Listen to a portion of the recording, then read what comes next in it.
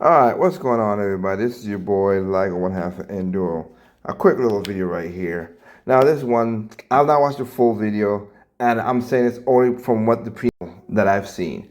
I disagree. You know, I use Lady Decade all the time, and most of the time I agree with her. I disagree in what I think where she's gonna go, but she picks some stuff. But we could agree to disagree in certain things from what I've seen. So I'm gonna just play the first part before she does her stuff, because I'm not gonna do a whole video about this because I got a video with her coming up tomorrow. So that's what I'm saying. There you go. Not you ain't gonna agree with me 100%. I understand that. That's respectful. I could do stuff respectfully with her. So I mostly agree with her all the time. So this just a little disrespect, a little something something. So I got nothing against the Lady Decade because I agree with her majority of the times. And the disagreement I have is not really per se what she's trying to put out, whatever. My agreement is couldn't the damn gamers. The problem is the gamers. That's the problem. Listen to this and you're going to see what I'm talking about. Oops, sorry. It was a carefully planned initiative built from years of frustration over one simple issue. When people buy games, they should be able to keep playing them. Yeah. After Ubisoft revoked access to The Crew, a paid game made entirely unplayable despite having a dormant offline mode, campaign organiser Ross Scott launched a European Citizens Initiative as part of a broader global push to challenge this increasingly common abuse. But for months, the movement struggled to break through. This was, of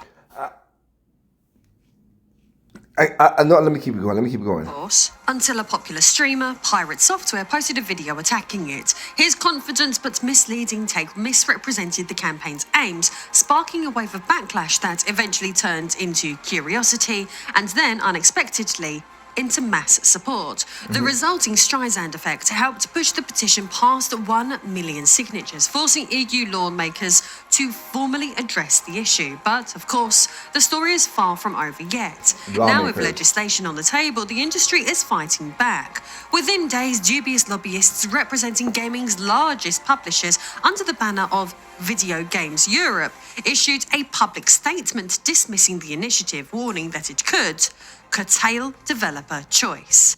Okay. I'm gonna play the rest of the little part of it and then call it because I'm not doing the 30-minute video like I said. I watched half of it, whatever, and I ain't not against that because she put some points that I do understand where she's coming from. Hey, and this is the thing that killed me about this. There's a simple answer to the friggin' thing. Very simple. Very simple. You guys whoever watched my channel know what I'm gonna say. If you don't like it, don't buy it. If you don't buy the shit, they won't make more of the shit. It's so simple. It is so simple.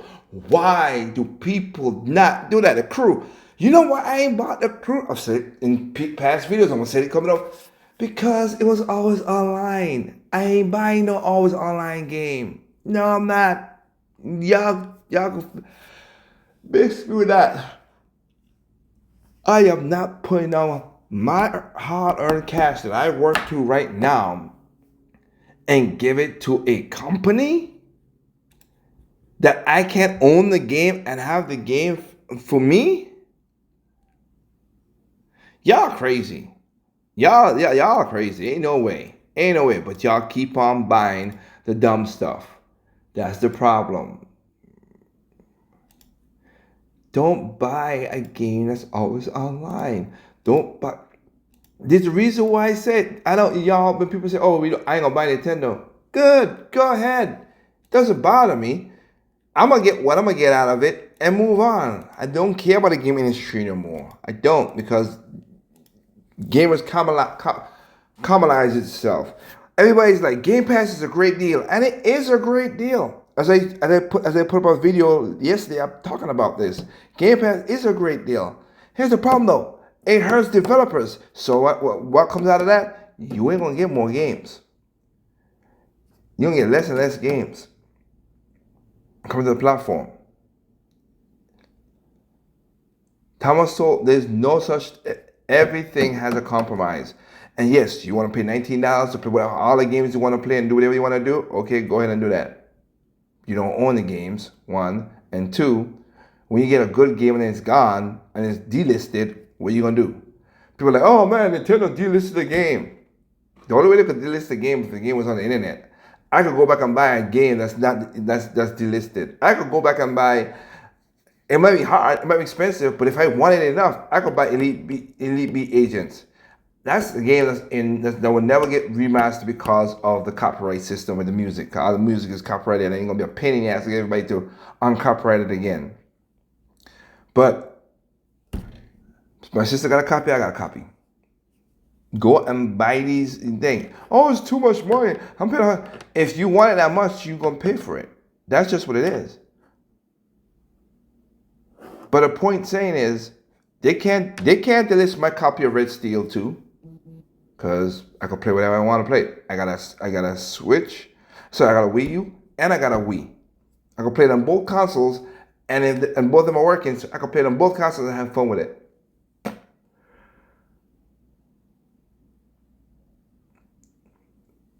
EA cannot delist. They could delist it online, but they can't delist Henry's Hatworth. Why? Because I have two copies again. One for me, one for my sister, but I have two copies.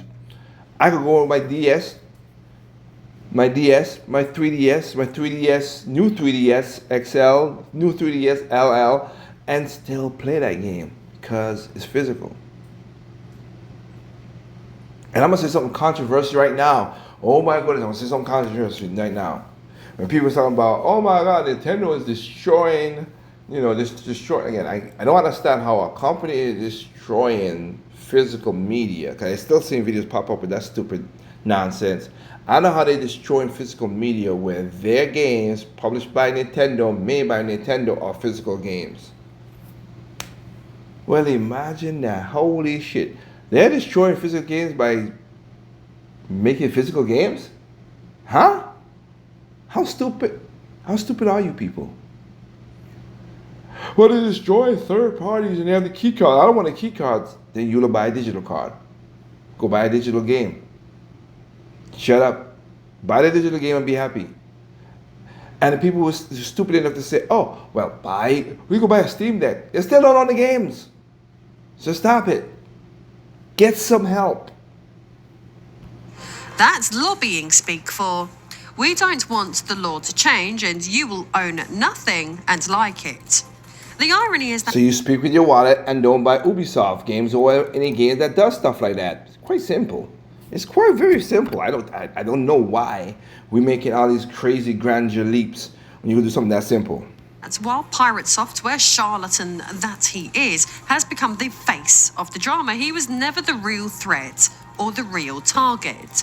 He's just a loud distraction who exists while the actual real villains are already making moves behind closed doors. I am, of course, not talking about influencers or developers, but lobbyists, unelected, unaccountable, shady groups backed by the richest corporations in gaming. And if they succeed, your ability to own the games you pay for will vanish entirely. So with that... Don't buy digital games. Now, it's kind of, this is why I say this is kind of ironic. You're going to see what I'm going to say right now. Kind of ironic what Lady Decky is going to do right now, which is funny, but let's see. Said, if you like uploads about the truth and your content spicy, then hit that subscribe button. As this video isn't just about what's happening to games, it's about who's trying to make sure that nothing changes. I am Lady Decade. Let's talk about who wants to kill your games and your rights. While much of AAA gaming continues its slow collapse into corporate nonsense where games vanish overnight and you don't even own what you buy, not everything is lost. Some developers still believe in making real games, games that don't require a constant online connection just to exist, games you can actually keep.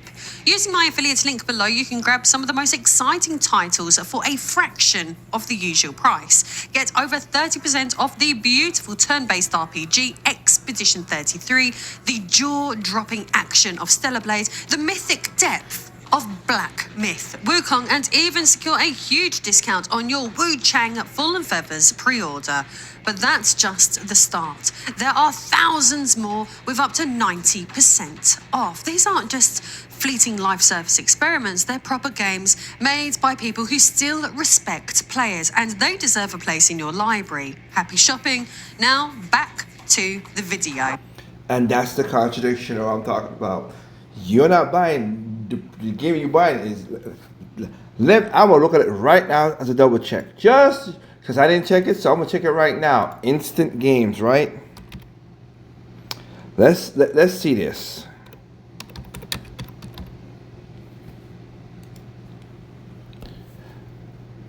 Instant Games.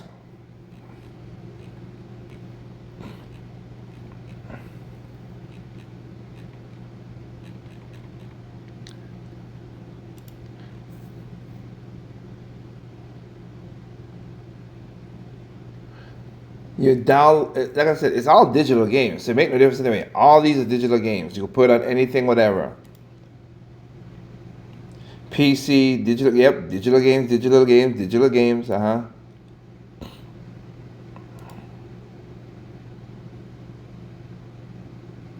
I said, not surprising.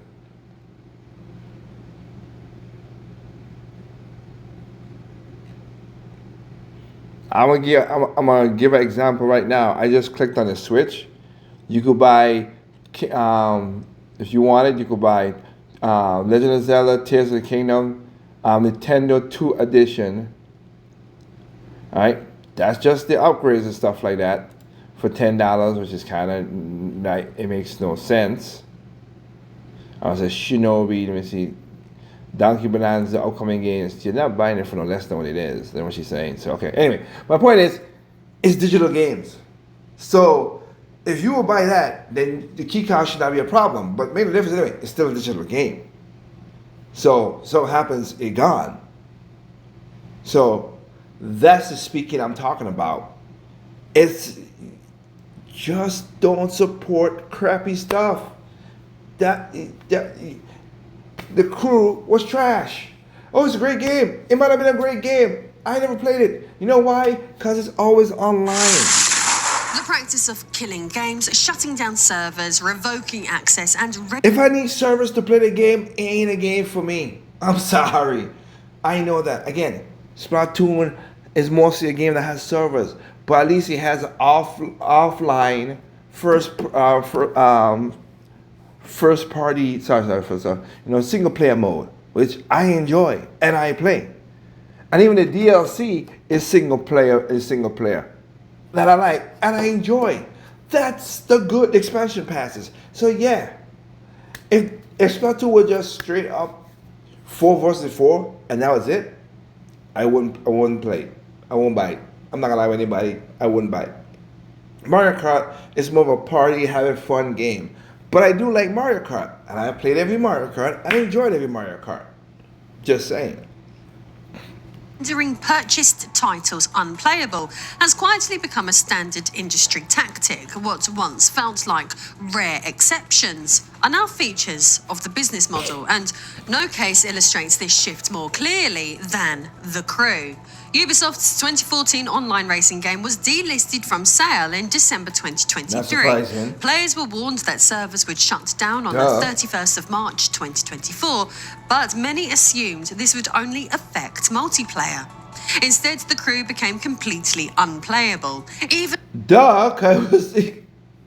players with physical discs found themselves locked out by a message that read, "You no longer have access to this game. Why not check the store to pursue your adventures?" This wasn't because of a technical limitation. Nope. This was a decision. What made matters even worse is that later modders uncovered a hidden offline mode buried in the game's code, a boot menu with both play online and play offline options. Yeah. As one developer noted, Ubisoft could have restored basic functionality simply by flipping a switch, but they didn't. They didn't because they didn't want to. Disabling. True. And that's scummy at Ubisoft. But they did tell you up front that this was an always online game. They didn't lie. They might be scummy, but they didn't lie. That's why I didn't buy it. access wasn't a necessity, it was a choice. And Ubisoft's legal response made their position painfully clear. In a class action lawsuit filed in California, the company argued that consumers never actually owned the game, not even those who purchased physical copies. What players were sold, according to Ubisoft, was a limited revocable license, and that the company could terminate it at will. That's the thing. What? I don't care if it's on a disc or it's a physical game. I'll say that too. Let me clarify that. If the physical game, if I can play it offline or whatever it do, because that's just right there. You have bought a physical game. Oh, you think you should play? No, that's not how it works. Because I guarantee you, Suicide Squad will be a unmitigated mess if you bought the physical version of that game. And EA has games like that. So is Activision. So y'all wanted that nonsense. No, I don't care physical. If I need the internet to play the game at all, I'm not buying it. They literally want us to pay for everything, yet own nothing. Completely one-way transactions in their favor. What is more disturbing is that this is far from an isolated incident. Publishers have been quietly shuttering games across the board. EA shut down servers for Battlefield Bad Company 2, Crysis 3, and Dead Space 2. Activision took 10 Call of Duty titles offline simultaneously, citing vague maintenance.